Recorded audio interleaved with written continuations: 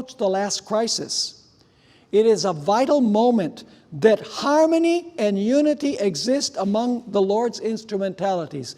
The devil has done a pretty good job in our midst so that that unity does not exist.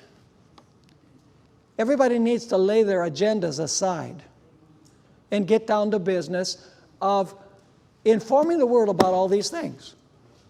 Because the world is confused. The Christian world is hopelessly confused. They're all looking to the Middle East. No, they're looking to the rebuilding of the temple.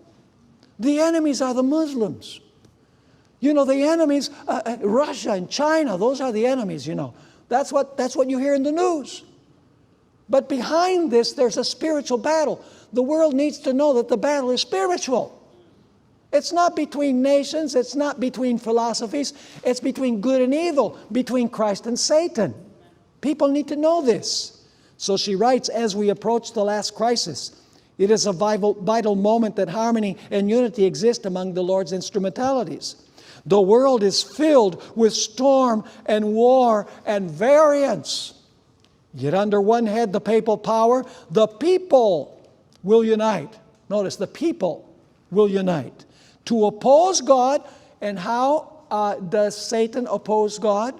To oppose God in the person of his what?